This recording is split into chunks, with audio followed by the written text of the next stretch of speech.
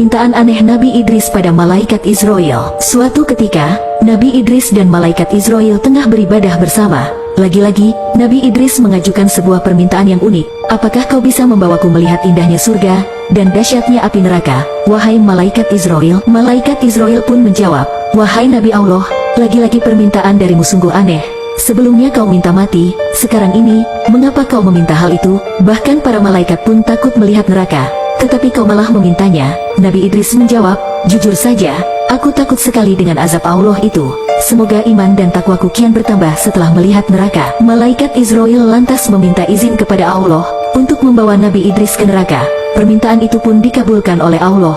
Akhirnya mereka pergi untuk melihat neraka. Di saat mendekati lokasi, Nabi Idris langsung pingsan, sebab dia melihat malaikat penjaga neraka yang sangat menakutkan. Ia menyeret dan menyiksa manusia-manusia yang mendurhakai Allah semasa hidup di dunia. Rupanya Nabi Idris tidak sanggup menyaksikan berbagai siksaan yang sungguh mengerikan itu. Seumur hidupnya, tidak ada pemandangan yang lebih mengerikan dibandingkan dengan dahsyatnya api neraka, api yang berkobar-kobar, bunyi yang bergemuruh menakutkan, dan hal-hal yang mengerikan lainnya.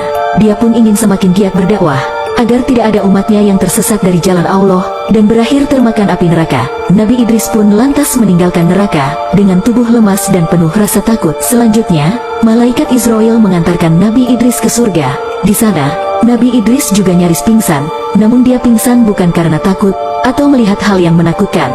Sebaliknya dia sangat takjub, dan terpesona dengan segala keindahan yang tampak di depan matanya. Nabi Idris melihat sungai-sungai yang airnya begitu bening seperti kaca. Sementara itu di pinggir sungai, terdapat pohon-pohon yang bagian batangnya terbuat dari perak dan emas. Dia juga melihat istana-istana untuk para penghuni surga.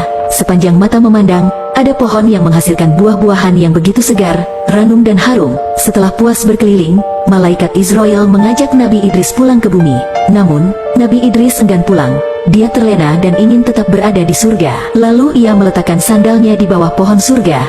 Kemudian setelah keluar dari surga, Nabi Idris berkata, wahai malaikat maut, aku telah meninggalkan kasutku di dalam surga. Masuklah kembali ke dalam surga, dan ambil kasut Tuan, jawab Israel. Maka masuklah Nabi Idris, namun ia tidak ingin keluar lagi, sehingga malaikat maut memanggilnya, wahai Idris, keluarlah. Tidak, wahai malaikat maut, karena Allah telah berfirman, setiap yang berjiwa akan merasakan mati. Malaikat Israel lantas memperingatkannya, kamu boleh tinggal di sini setelah kiamat nanti. Setelah semua amal ibadah dihisap oleh Allah, barulah kamu bisa menghuni surga bersama para nabi dan orang beriman lainnya. Nabi Idris pun mengangguk, aku akan terus beribadah kepada Allah hingga hari kiamat tiba. Hingga saat itu, diyakini Nabi Idris masih hidup di dalam surga atas izin dari Allah. Wallahu a'lam bishawab.